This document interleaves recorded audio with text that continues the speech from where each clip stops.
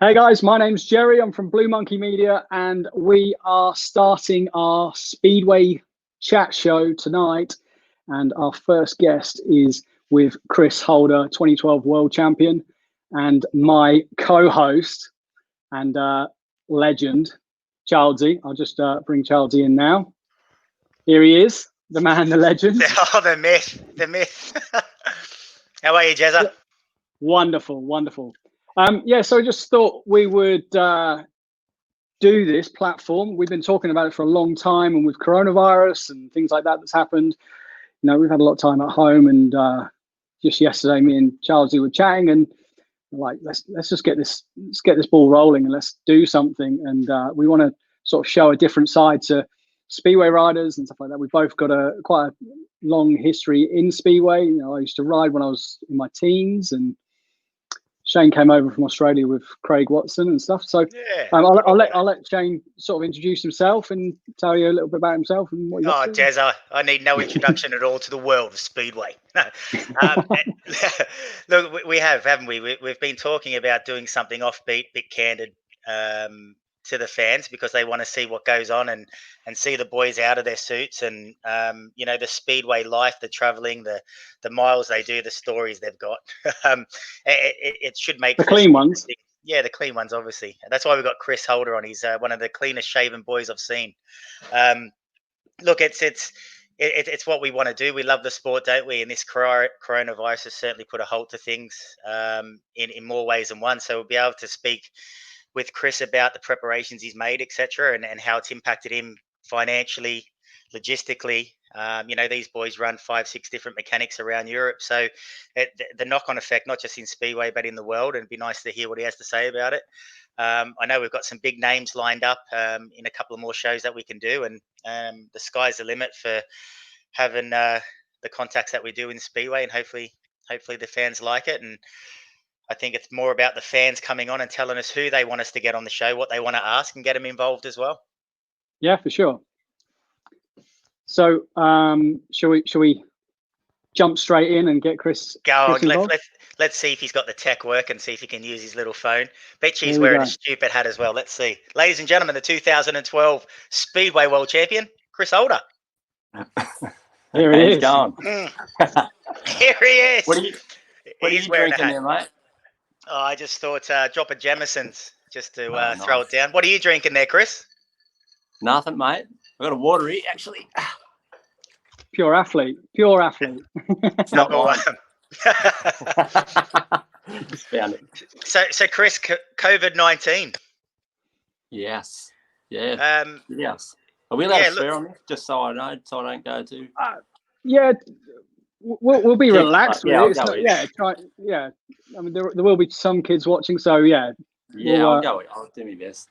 Yeah, do your best. Yeah, no, it's been shocking, man. We haven't been able to do anything, and I got over here in, I think it was sort of early February. I think it was, maybe, I don't know, maybe mid-Feb, and then went to Poland, did like a training camp thing, and everything was all looking pretty good. We got a couple of I think 3 days of practice, and then flew back to England, and then I was going to go to Andorra, actually, because I needed all my clothes and everything's out there. So I was heading there, and I was looking at dates and whatnot. And the next thing you know, it was locked down, and I didn't want to go there and be stuck there, because that would have been disastrous. But luckily enough, I'm sort of stuck in the UK, which is not too bad at the minute. So just hanging, not doing a lot, and waiting to see what unfolds. It sounds like you, like the most of us, it sort of just crept up on a lot of people that were going about their daily life. I found myself playing poker at a pub on a Sunday and not allowed to go back to that pub on a Tuesday, and there wasn't even any talk about that on the Sunday at the pub. It's just sort of crept up. The only sort of inkling I had to things was speaking with Todd Kurtz, because he was supposed to have his testimonial on the 19th. Yep. And he was saying, look, as far as I know, it's still going. And that was a week before. And all of a sudden shut down, and those boys have flown back to Aussie. So I guess what I think I wanted to be sort of, or ask the question, Chris, is when does your preparation start for a season? In terms of Do you use engines from the year before, bikes from the year before, and what sort of financial, if you can, to a certain degree, inform the viewers about where it starts for you in the year? Pretty much, man. We go back to Australia at the end of the year and then sell off a few bits and pieces, but mainly just like a couple of engines maybe and your old chassis and whatnot, and then do the season there. And then while we're in Australia, sort of line up a couple of new engines and obviously bike parts and all the rest of it. So I was only running three bikes this year with like 3 or 5 motors maybe, and then only 2 or 3 new ones, and then had all that sort of lined up and sorted. The bikes are obviously built and all the rest of it, and got like a mechanic that obviously you pay to do all that, and then just everything, just get all your gear like covers and all that stuff, guards, like pay for all your stuff, and then literally rode it for about 5 minutes and I haven't touched them since.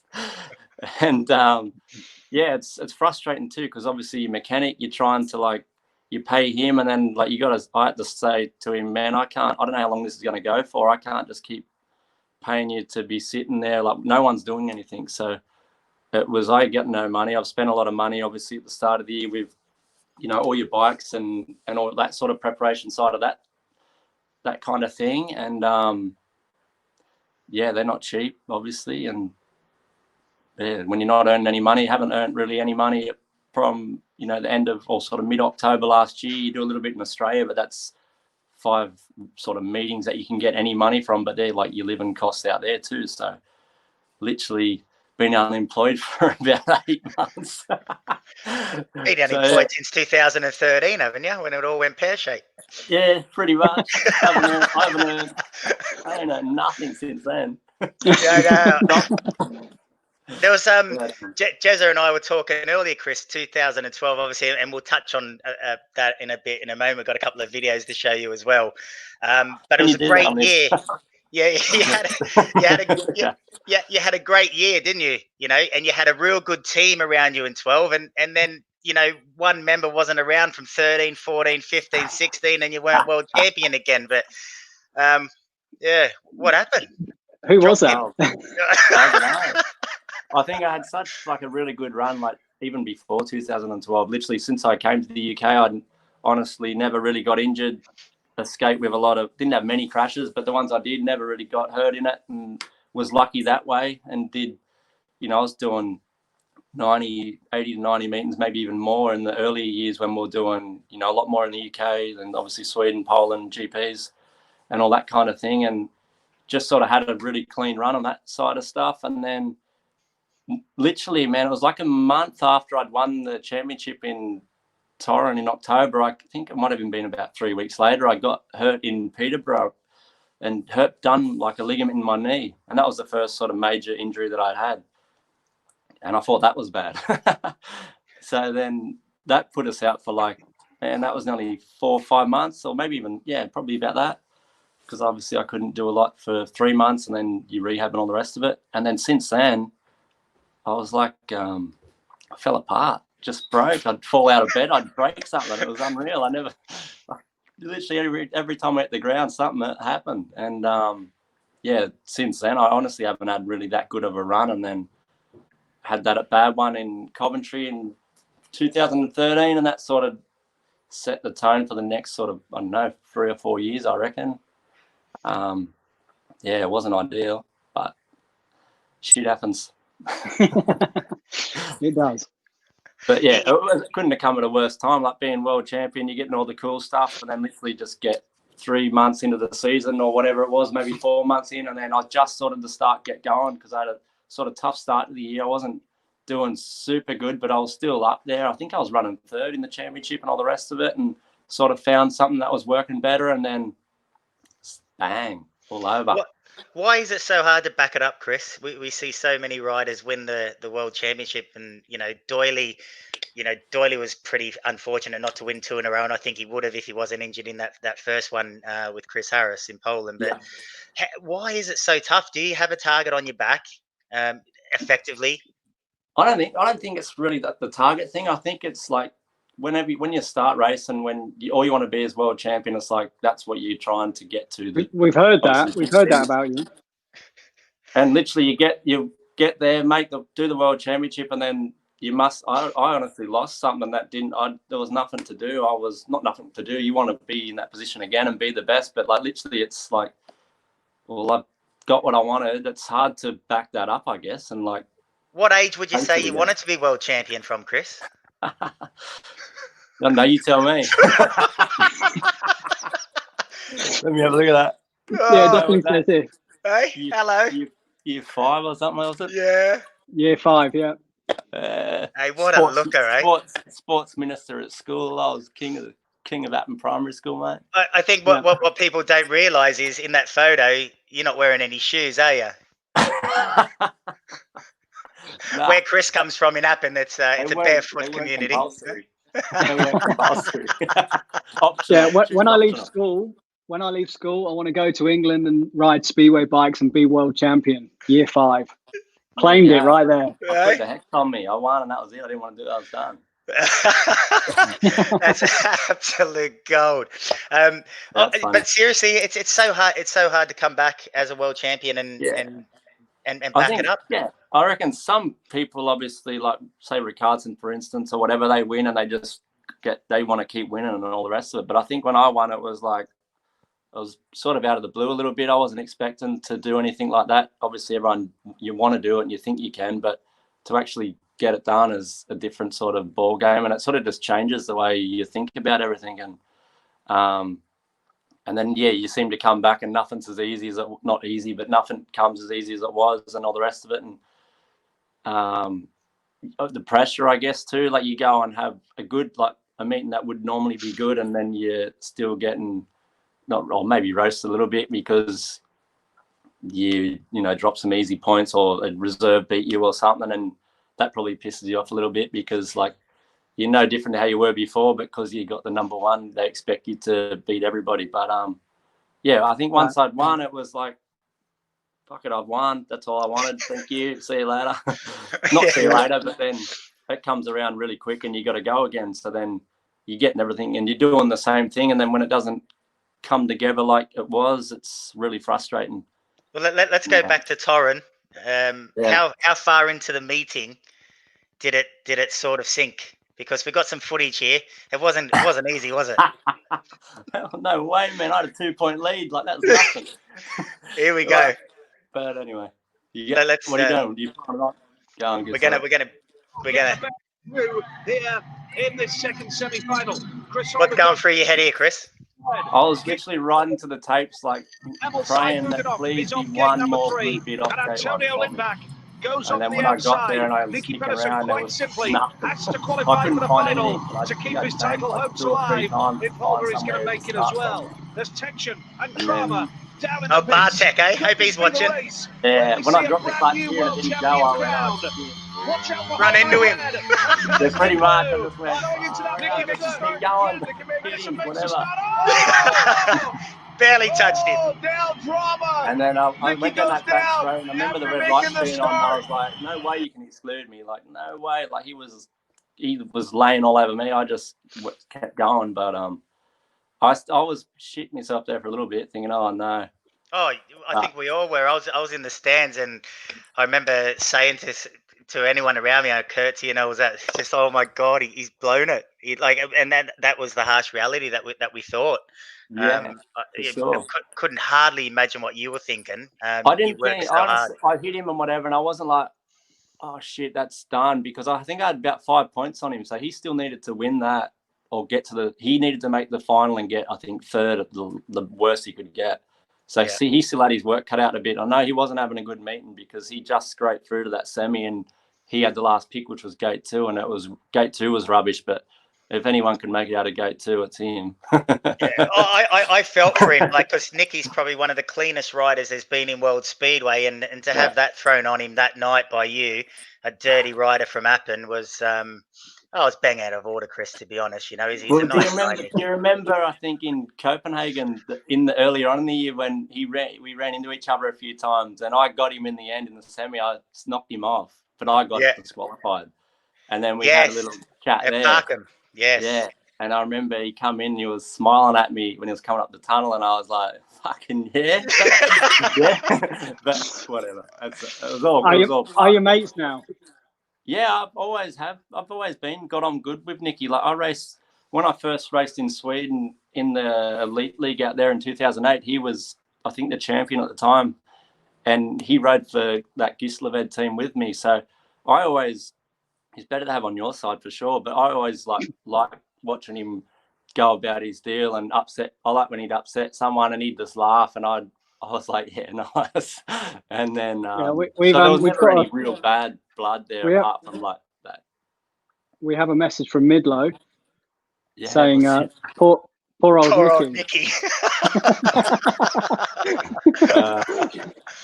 I tell you what, Nicky. I remember when I was working for Wᴏʟʟ down at Poole, and we did a double header. It was Poole versus Eastbourne in the morning, and Eastbourne versus Poole in the afternoon. It was a bank holiday double header. And Boise, not one to shy away from any controversy. Him and Nicky had a run in down at Windbourne Road, and they had another one down at Eastbourne. And Nicky come into the changing room, and actually, with the straightest face, Boise, I thought we were friends, Boise. Yeah. And he did generally, I think feel some remorse for some of his riding that got him into those positions, Chris. Yeah. But that's that's how he's raced probably since day one, and that's like you're always going to have a tough race against him. But as long as if I give it as good as I take it, and he does too. Like I think whenever we've had a bit of a run in, there's never been any carrying on about it. It's just been like thumbs up and like, yeah, I'll get you next time or whatever. You know what I mean? But nothing to you're not trying to hurt the person, but I'm going to pass you and I'm going to make sure you know about it. Yeah. But that's I think in the GPs now, that's how it is. You got to stop the guy. But yeah, look, that incident with Nicky led you to have a pretty good relationship and with Crumpy. Have we got the video, Jez? Yeah, we got it. You got it all. Oh, we got it all. But it's a comment that 𝗟𝗓𝗩𝗘 makes that really defines your and Ginger's relationship, because he takes it to another level. Listen to this. He pushed Jack, and that was that kicked it, didn't it? Jimmy Holder in there. They wouldn't stop. And this is getting silly now. It's not silly, Nigel. It's business. How much more dramatic can it get? What was Bart saying to you there? Energy. Calm down. It's all there. The excitement is there. Nicky's been pulled back to his stall there. Here we go. Down. Jason Krupp has taken Chris Holder into the hallway. Took you in the hallway, Chris. Classic. Should have let me loose. That was brilliant from Crumpy, wasn't it?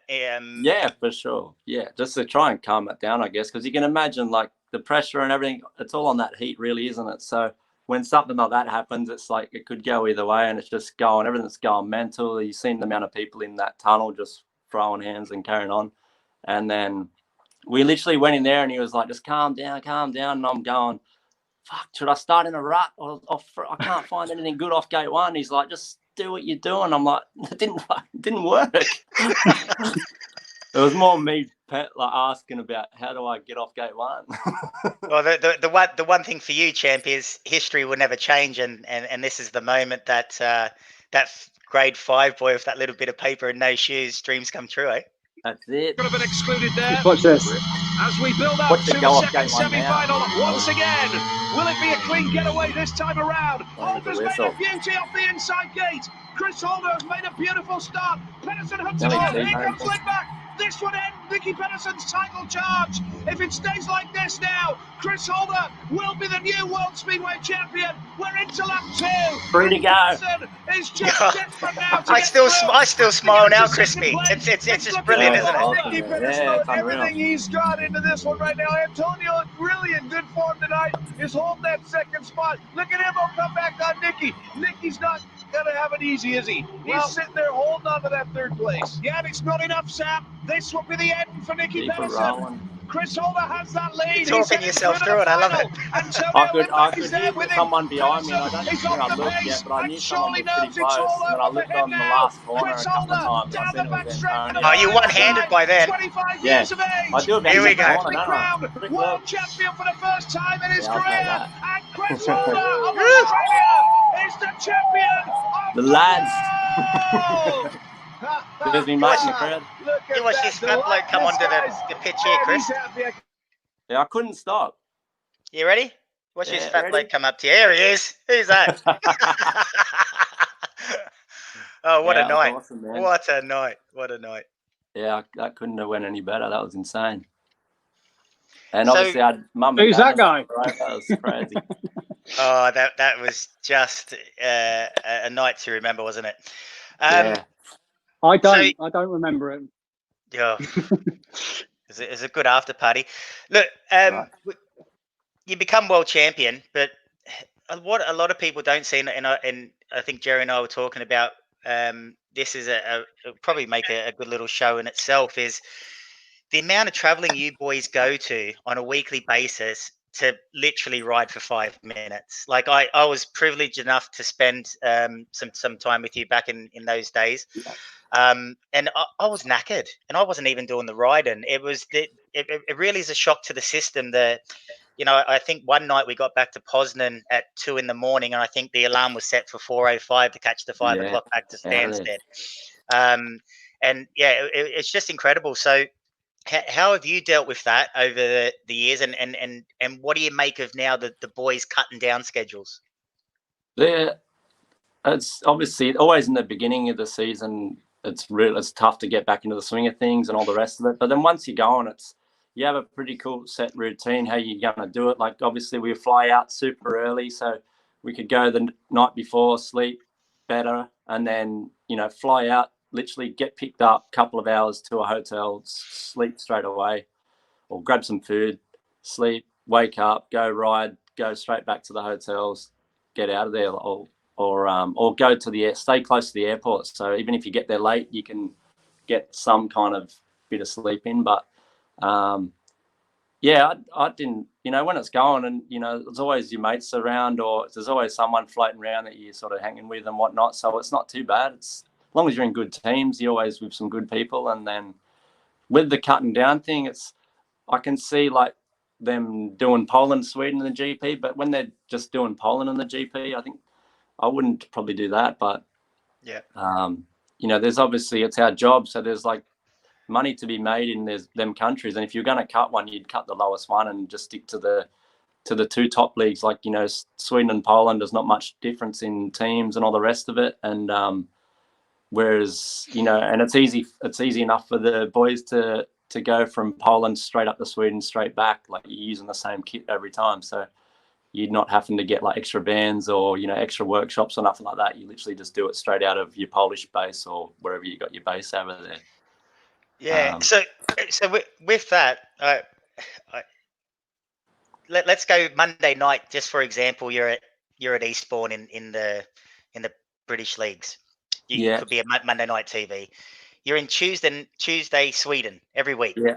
So you're going from Poole or wherever you are on Monday, trying to get to Stansted, which is the cheap flight hub. Yeah.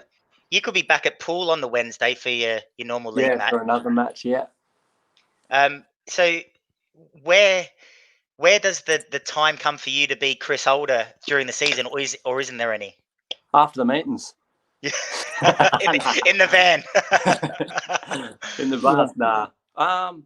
We get like real super busy periods where literally we were going like nearly 2-3 weeks, and you'd have maybe 3 days where you weren't racing at all or traveling.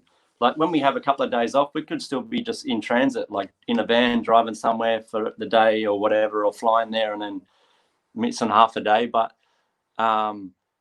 when you're doing the GPs, as well as obviously Poland, Sweden and England, like Jake Doyley does now, and apart from before they had the set days and stuff in the UK, you would be like, he'd be Swindon Thursday, straight out to the airport, Friday for practice, Saturday race, straight to Poland Sunday, maybe back to England to race Monday, but probably wouldn't even go home, literally would land and drive to wherever the track was, and kill a day there. That's the worst part, when can't go home and you've got to like kill your day somewhere. Like you can stop at your tuner's place or at a friend's or stop get some lunch somewhere, but that's the hardest bit. And then obviously race Monday, then straight back to Stansted, fly out Tuesday morning, do Sweden, then back Wednesday, race maybe Pool Wednesday. And then if there's no flights if you've got a GP and there ain't a flight for Friday, if it's like Slovenia or somewhere like Latvia even, you go like Thursday. So yeah, there's weeks there where you literally could do like in 14 days, be like one day with nothing at all, like no traveling. But you're not at home. You could be. How many people? Sure. And what? One thing's for sure. What? The fans still want you to perform at your best. Oh yeah, every time. Yeah.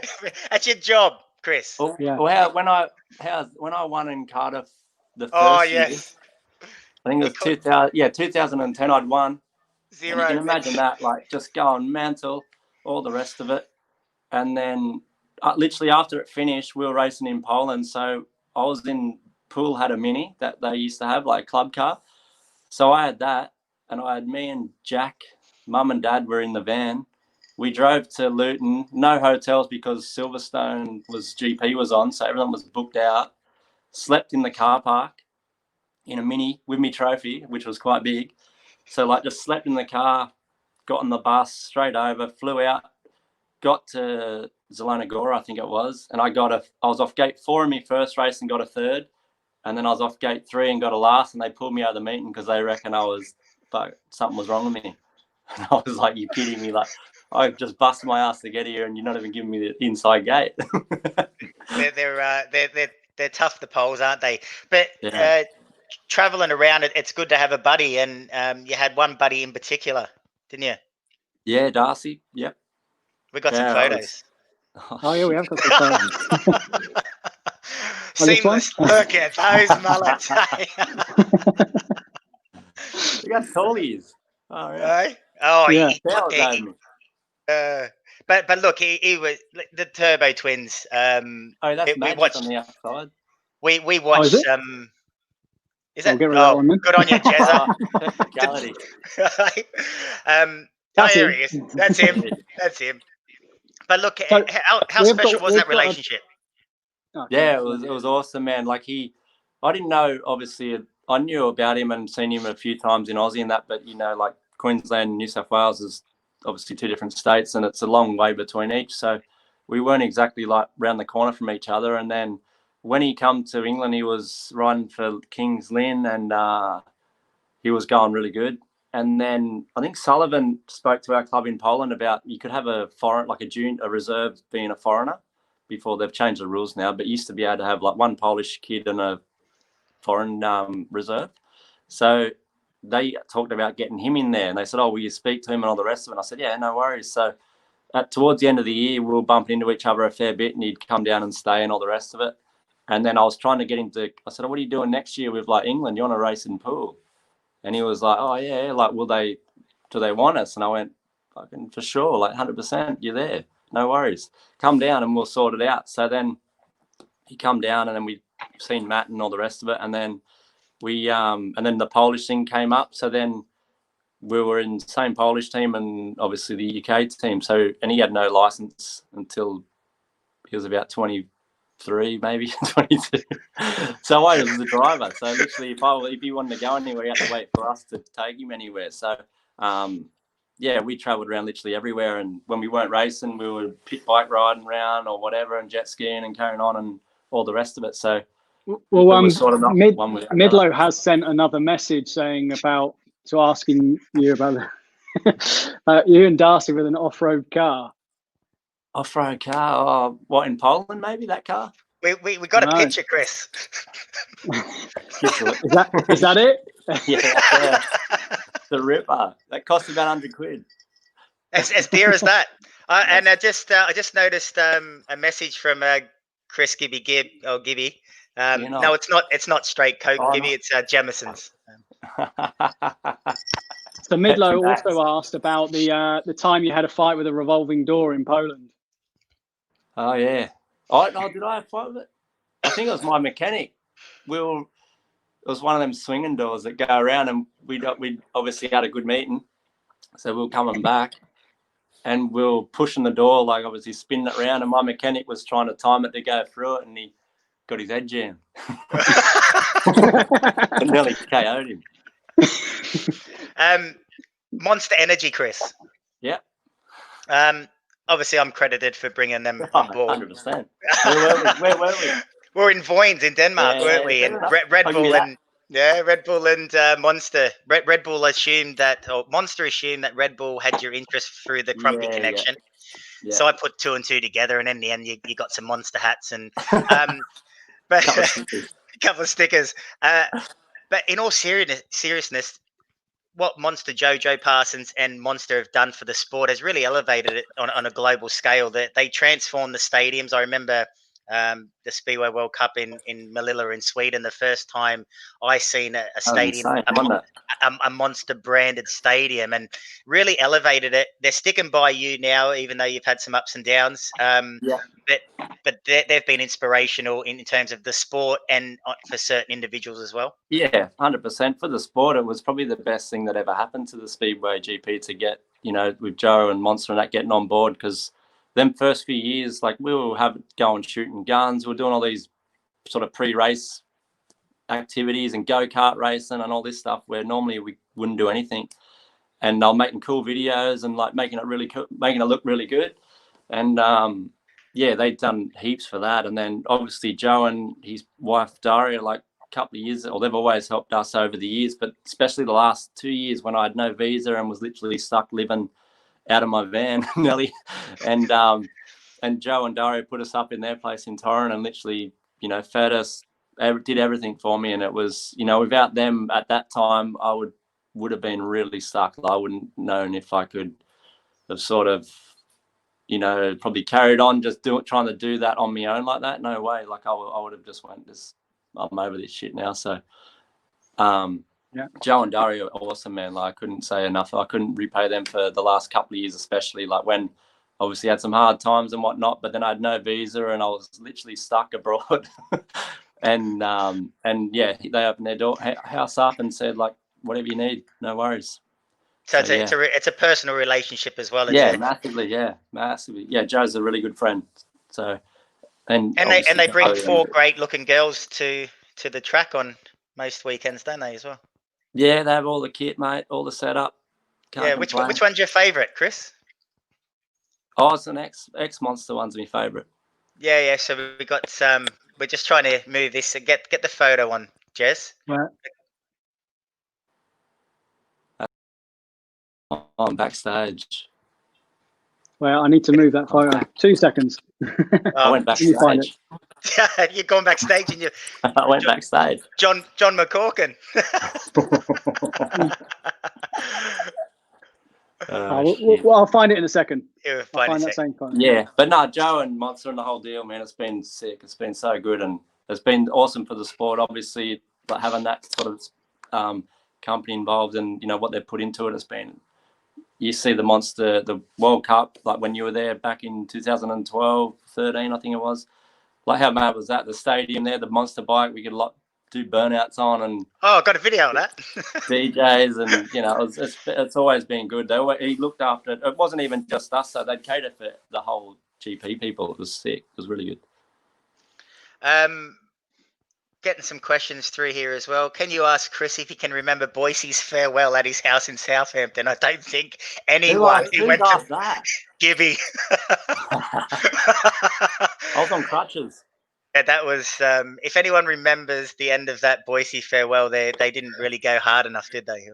I remember being in the music room, and I think like the biggest thing that was the biggest problem about the whole thing was someone kept stepping on the microphone cord and pulling it out, and Boise was blowing up that his lead was playing up. And yeah, that was good. That was a good one.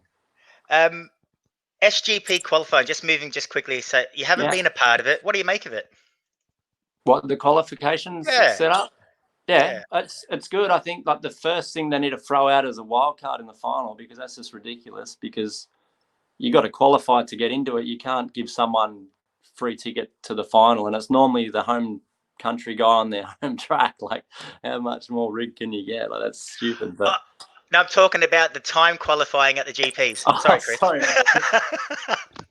Wildcard in a final, Jesus. Yeah, the timing thing. Yeah, what do you make of that? It's something different for sure. I reckon it's pretty good. Like, practice is always good to, like, you know, it's good when they got the board there and you can practice and have a look and be like, oh yeah, that might, sometimes you might feel like pretty average, and then look and be like, shit, like I'm up the top, or that's better than I thought. But I reckon the way they do it, they should change the way they do it. Like, definitely do the qualifying, but don't have it like one guy rolls out and then, you know, winds up and you time him. It should just be like all the boys should have their transponders on and you do your normal practice. Like we used to get 6, maybe 4 practice runs or whatever it is, and then just whatever the best time you do in any of them 4 sessions, that's your quickest time. Because then the way the program works out in practice normally is when they do just do the regular practices, everybody has like a track grade before their practice and all the rest of it. And a track grade on an indoor track can make a massive difference for sure. And yeah, if they just did the timing thing, but don't do it where they roll out one by one, like in order, just literally put it on them. They do their normal hour and a half of practice, and the quickest times from the practice go to the board. Because there's no, like, when you go do a hot lap, like the whole practice they're doing hot laps. They're going hard every time. They're not warming up for one lap. You know what I mean? Yeah. So do the whole practice, and whoever has the quickest time in the whole practice and gets first pick and so on. Oh, That'd be good. But I reckon it's good because the gate choice is a huge thing. That's massive. Like, yeah, that can change your season. Like if you're getting lucky with the gate draws when it's just like the random, that can put you way higher up. Like there's nothing between them guys. So any advantage is a good advantage.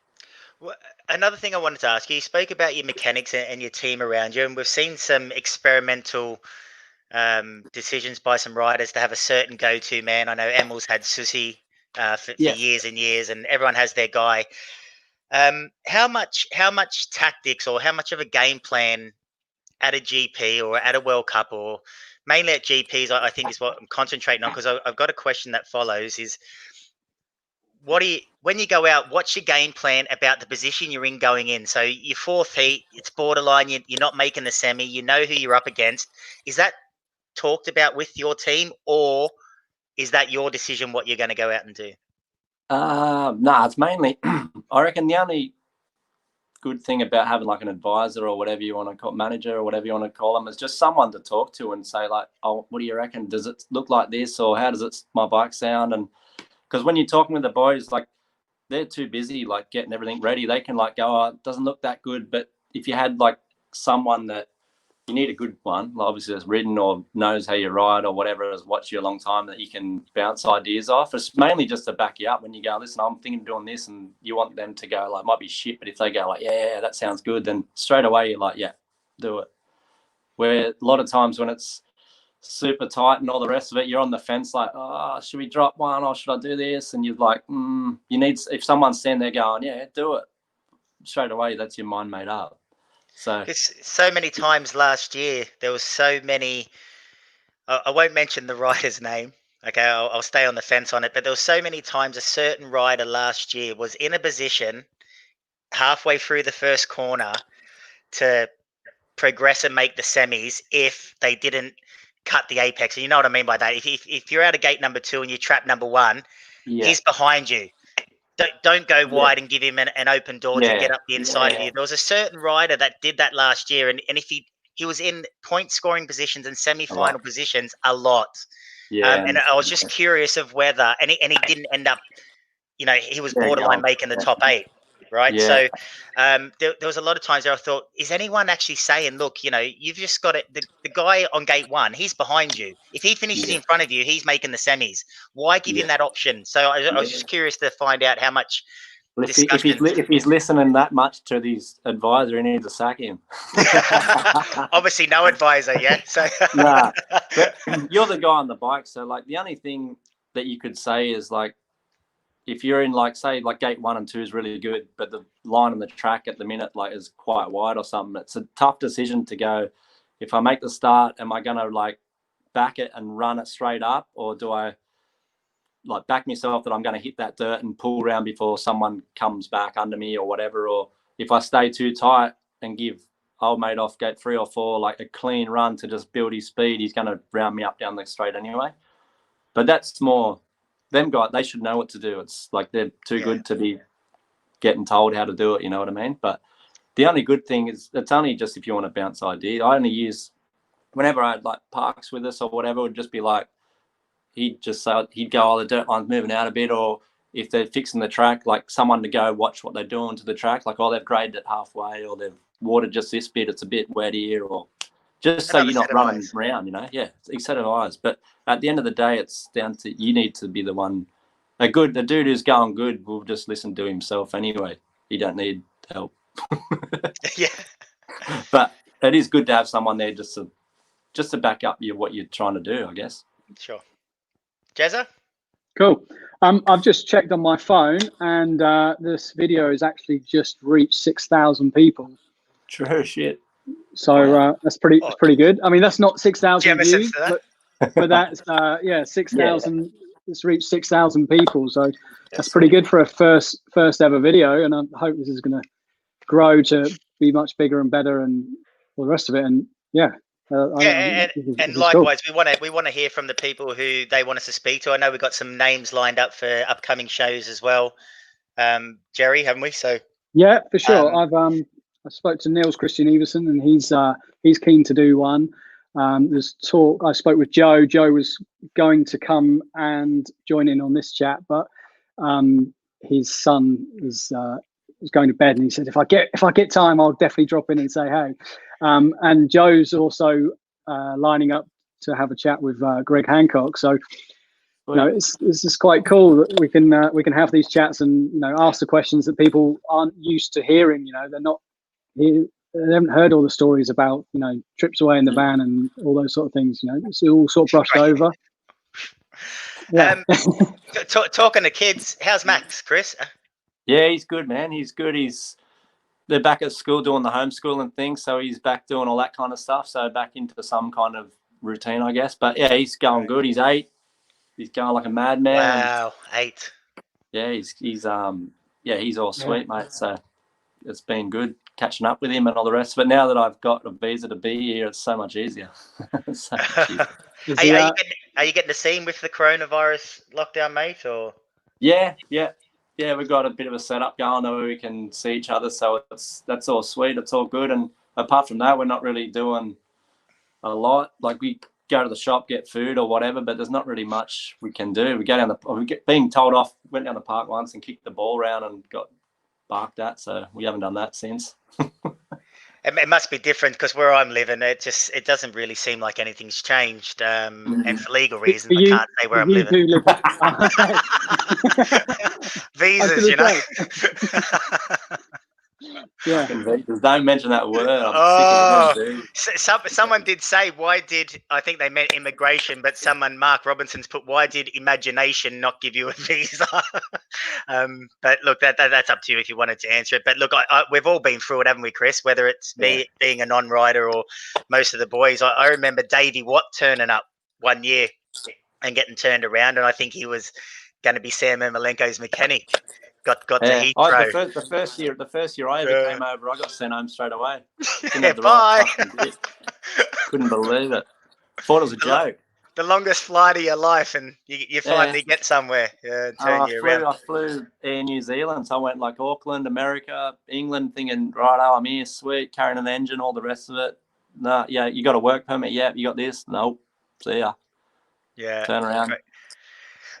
Look, I've had. I know we spoke a year and a half, 2 years ago, around visas, and you know, I was stuck away from my family for 4 or 5 months due to. And look, the UK don't let every Tom, Dick, and Harry in it as much as people think they do. But it's not straightforward. It's not one piece of paper. You just write your name and go, yeah, I want a visa. It's like, man, I did one this year, about 40 pages worth of just garbage. But I'm Chris Holder. I got a monster hat. Let me in. No, it doesn't work. What? Doesn't anymore. It doesn't anymore. yeah. When you were good, it used to, right? When you're not in the top, when you're not in the top 5 or whatever, you're nobody. Pool Pirates, obviously Midlow's tuning in tonight, which is good. when Pool Pirate, it's the Manchester United of Speedway. It's been widely said. Matt Ford's taken it in England, obviously. Yeah. Matt Ford's taken a decision to drop to the lower leagues. What do you make of that, Chris? Yeah, that was a surprise, man. It was not really expected on all the rest of it, but yeah, hopefully it's not for a long-term thing. Hopefully it's just for a year or whatever. If they get to race this year, I don't know, but yeah, they need to go back up. Maybe sure. Matt Ford's behind the coronavirus thing. He didn't want to ride in the chat. I don't know. But he's living out in France at the moment doing his shadow thing with his wife and all the rest of it. So I think he's pretty preoccupied with that, and his young blokes running the club, and maybe they just thought start down there and get the hang of it and get it back going again, and then make the step back up. But yeah, I wanted to get. Oh, hopefully it goes back up next year. We'll see. I really don't know a lot about it, but yeah, it's certainly a shock to a lot of people to see the elite club and the prestige that comes along with the Pool Pirates. But look, finances are finances. It makes the world go round, and on that sense, and then Sheffield bring in Nicky Pedersen. Yeah, I know. And Crumpy too. What about Crumpy? Yeah, oh, he's a big boy now. He must be riding a 700, I reckon, to pull his weight. Crazy. But have you spoken Matt's obviously not silly, so have you spoke to Jace? A little bit around the Australian Championship time and that, and he was telling me about his sort of plan, what he was planning on doing, and it wasn't to do the Elite League or nothing like that. And I thought he was crazy with the plan that he was telling me, and I was like, bullshit, no way. And then then he hit me up about something else, and I asked him again. I said, "You fair income about it or what?" And next thing I literally got on the plane and I was flying out, and I seen something about Ipswich, and I went, "I bet you that's him." And sure enough, crazy, isn't it? Yeah, man. But his young fella was coming over to do the road racing over here, so Seth rides the equivalent to the Moto 3, and there was a good series in Australia, and he was riding against Troy Bayliss's kid, doing quite well. Jamie Stouffer's young boy was having a crack as well. So exactly. And in terms of Australian motorsport, you're keeping your eye on any young juniors? I know we got James. Pardon me, I forgot his surname, but he's the world number 2 in the 125s at the moment as well. I know Craig Watson come over. Yeah. He does a lot with the young juniors. You got your eye on anyone that could be a potential world beater?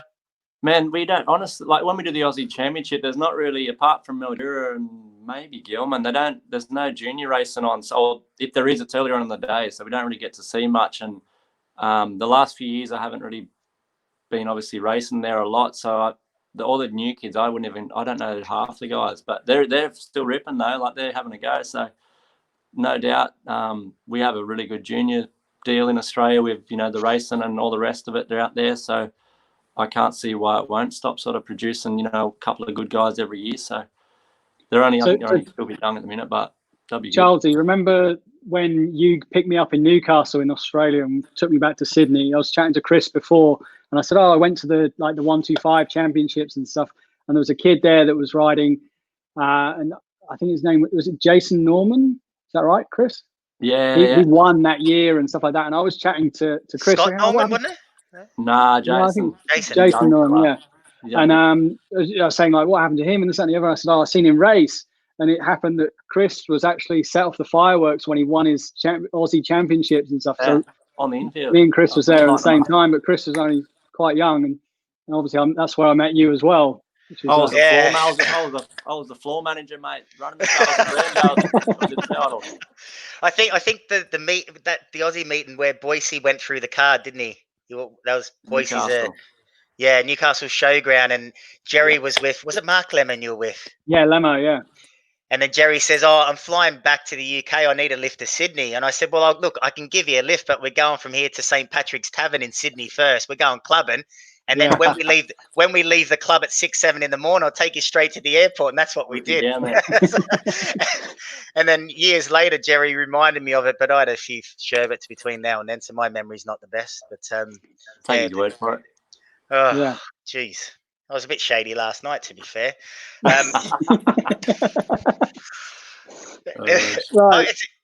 There's not a night that I'm not. But look, there's not much else to do, though, is there? Actually, I'm a key worker, but for legal reasons, I can't say who I'm working for. What does Chris know about the 3 young Australians? Right. What does Chris know about the 3 young Australians riding for Paul this season? Cook, I know Ben, obviously, because he's, good friends with 𝗟𝗓𝗡, and they're from Cowra, so we see Ben and Zach a fair bit. I think Zach's at Redcar, no, Somerset. So yeah, Ben's cool. They're good boys. They go hard and all the rest of it. So we were actually helping Ben get his bike together down at Midlows before all this kicked off, and they end up going home. But yeah, he's good. Josh McDonald, he's from Curry, so I know, obviously seen them race a fair amount of times and raced against them and all the rest of it. And he busts his ass too. He goes hard. He goes good. And Zane, honestly, Zane's from Rockhampton, maybe, or Townsville, one of the two.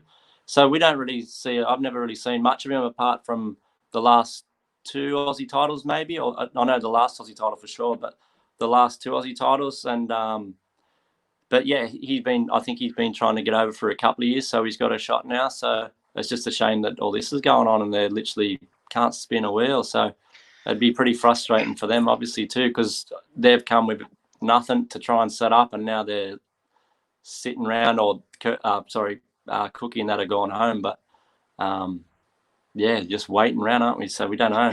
How much information on that, Chris? How much information are you boys getting filtered through about potential riding behind closed doors? Potential zero. Okay. Zip, man. Nothing. Yeah. Right. We had the Polish is it just the extra liga? Sorry, mate. Will it just be extra liga? I think. I think at the moment that's what they're going with, because that's only because they got massive TV deals and they can afford to do it. But the rest of the leagues and everywhere else, I don't know. Honestly, got no idea. I guess I heard that 5 riders that have gone from the UK are actually in isolation in Poland, so they can ride there. Okay. I don't know who those 5 are. I don't know if you've heard anything. Nah, I spoke to Wᴏʟʟ this morning. He's in the UK, so he's not there. Right.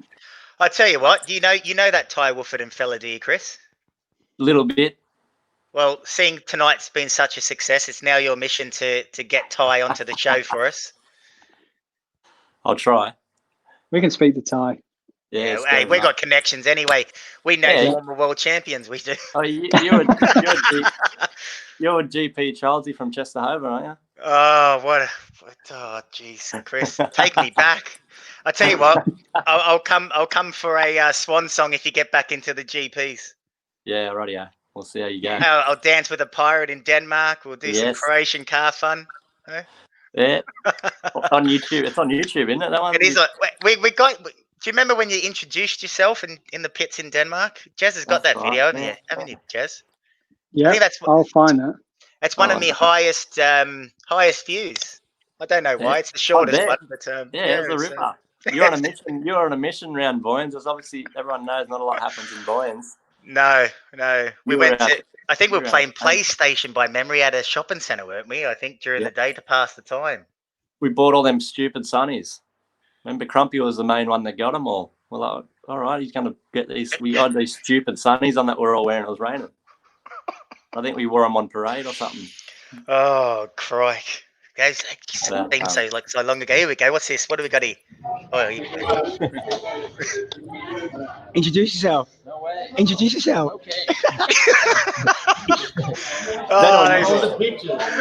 Oh, jeez. Is that? Oh, I thought that was Josh Goodgen then. Who is that? Don't know. He likes Chelsea. He's only human. Eh? He's not blind, eh? He's not blind. So what's your plans, Chris? You're staying in the UK. Obviously, you no plans to go back to Aussie. Nah, just stay here and just sort of wait it out and just be ready for anything whenever we get the go ahead that we can, even if we can practice or anything. Or I don't know. I'm really not sure. Sort of Poland's probably the only one that's got the power to sort of make something happen, I guess. But we just have to wait and see. They said they want to obviously start even the lower leagues too, but the problem is us getting there, because obviously I don't know if there's any flights or anything, but we need to have some kind of bit of paper or something from Poland to say we need to be there, and I'm sure they could get it. But hopefully something does happen so we can, do some riding anyway. We all want to go, so we're all ready to rock and roll, but just waiting for something to happen, really. But yeah, if we go home, I don't even know if we could go home now, but if we did, we'd only be sitting there too. There's not a lot we can do there that I can't do here, so I'd rather just sort of sit. And the weather's not actually been that bad, eh? The lockdown weather's been, apart from today, has been a bit average, but the whole month has been unreal, crazy. Yeah, I was in Melbourne for the F1, and it got cancelled like the day before. Yeah. And the weather's been as good here as it was in Australia. So yeah, 100%. It's been beautiful, really good. What's your take on the Australian coronavirus, Chris? I speak to a couple of mates nearly daily over there, and they got less than 100 deaths in the nation. They're on a stricter a lockdown. You get $1,600 fine if you're out not going to the shops. Yeah. But no one's got it. No. There's so many different videos, and you get caught just sucked into watching one after the other, and just start coming out of all kinds of weird shit. But so when I was there, it was when it was all first kicked off, and there was in Victoria, they were doing $50,000 fines if you flew into Aussie, and you got caught outside in 14 days from when you landed. $50,000 fine. Yeah, I know they weren't mucking around. Serious. That kind of stuff. They were real serious. Well, my one of my mates who's let your brothers off a couple of speeding fines over the years, Chris, old Steve Harris. I know he was on here earlier. Hope he's watching it. I know it's quite early in Australia. Look, he's at the front line in highway patrol, and they don't muck around, the police in Australia. At all. They'd just shoot you anyway if you did. Yeah.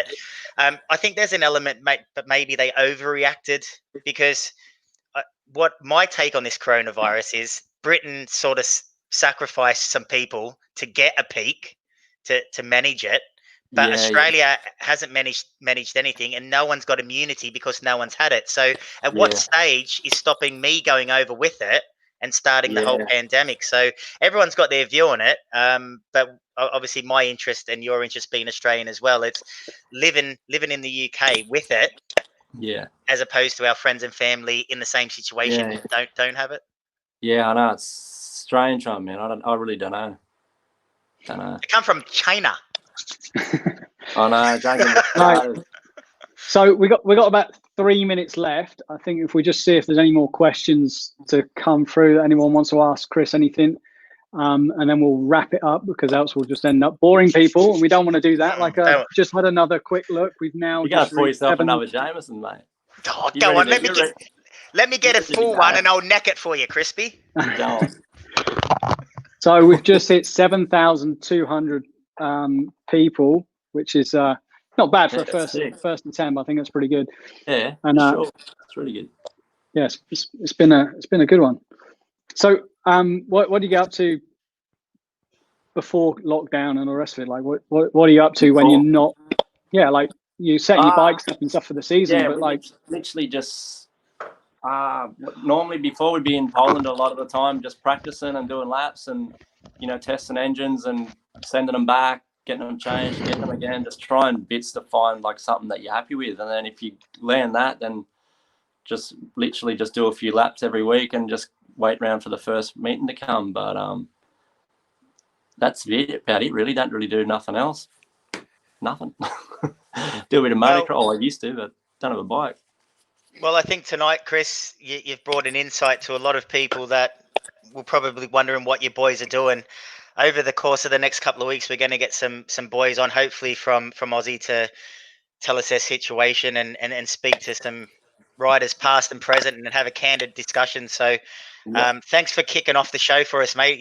You've been a trooper from a grade 5 kid with no shoes to becoming world champion. You've had a life, but I just wish we could do an after 11 R18 session and tell the real stories. But no, but you do that. You need to do the one you got to pay to listen. Yeah, pay to hear the real stories. Yeah. I'm up for that. If you want to hear the good stuff, you got to pay for that. I'll subscribe to hear myself. But look, for everyone that tuned in as well, thanks very much. Hopefully it's gave you an insight to just Neil Middleditch. Great job. Just shoot Charlesy. The world's most sponsored team manager has to pull out something, doesn't he? You need to get Midlow on. Get him on about this. He wouldn't come on. We asked him to come and say some stories, and he said there's nothing that he had that could be told over the internet. Tell him to talk you through his national championship win, 85. He'll talk about that. Riders champ. Chris, is there anyone that you might think might come on and make a good show for us, mate? I think we should get Darcy. We should do an early morning show and get Darcy to come on. Yeah, that would be cool. On. He'll be good. We could get you and Darcy on at the same time. We could have like the four of us. That would be a turbo twin reunion. Darcy's a good one. He's got some stories. I'll tell you what's quick. I'll tell you what's funny. Just quickly, as we're doing some research today, Jerry and I, we typed in Chris Holder, Darcy Ward, turbo twins. Clicked on videos. I think 95% of the videos were Darcy, but you were there somewhere, Chris. Yeah, I flat around. Yeah. I was that far in front. I could gate. He can't gate. I could gate. Yeah. What's your favourite race? Just quickly with Darcy, was there one that stood out? I know which one it is for me. Man, we had heaps. I don't know. The Kenneth Pierre one live on TV. Yeah, that's cool. That's a good one. I've seen that pops up a fair bit. That was good. We've done a few. Probably when we won, they did that. The best pairs championship, which was not a world championship, but it was literally a world championship, but it wasn't called one, and we smashed it. That was probably good.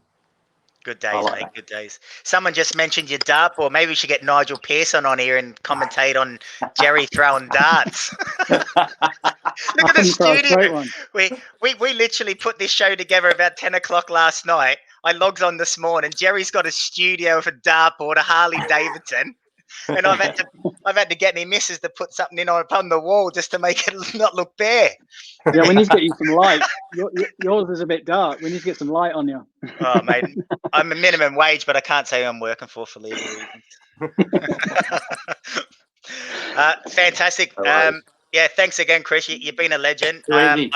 I need some more hats because of the reflection of me bloody great big forehead. If you can sort those out for me, and I'll wear them during the broadcast, and we'll get Joe on here soon as well, mate. So yeah, get Joe on there. Joe's got plenty of stories. He's good. All right, dude. All right, boys. Cool. Lovely. Thanks everyone. Thanks for watching. Bye bye. You got anything else to say, Charlesy, before we shoot? No, just what a night. We were struggling to come up with half an hour earlier, and we got an hour pretty good. So, look, if we can get some constructive feedback from people watching in the comments or who they want to speak to, we'll have a chat. We know most of the boys personally, so nothing's really off. Don't all Speedway riders have stories to tell? Yes, they do. It's just what we can cross the line with. Sharon Stead, they've all got some, but look, what we want to do is give you guys, the fans at home, an insight to the boys away from the track, and just have a candid chat through what is some exceptionally tough times for a lot of people. Good shout by Chris. We'll get Darcy on it. I can't see that being a problem. Ty Wolferdon's obviously going to be a big one to have on as well, to see his thoughts being current. But he's not current anymore. Oh, right. He's current in Speedway. I thought he was current world champion. So technical, Jerry. You used to be a professional magician and you haven't showed one trick. No tricks. No tricks? I knew you was going to say that. No tricks at all. That skateboard's got all my cards on it from years ago. But look, it was great to have Midlow on there, putting in some comments as well. So hopefully we'll get some traction with this. As much as you guys want to hear it and feed us with some challenges to do for the boys, we're happy to do it. Don't know when the next show is. Literally put this show together last night. It was an idea, but it's been tossing around Jerry and I's head for a while. Jason Doyle, Alan Cooper. Yeah, we'll try to get Doyley on. He's a hard nut though. His sense of humour is a bit different because he comes from Newcastle. But we'll try our best to get these things on. I've loved every minute. I could talk Speedway all night. People will shoot me, but that's just the way it is. But Jerry, well done, mate. Great production. Cool. Let's get a post on now over the next sort of 24, 48 hours on who our next guest is, and we'll try to keep you occupied during isolation. Adios. Adios. See you guys later. Stay safe, stay home, protect the NHS. See ya.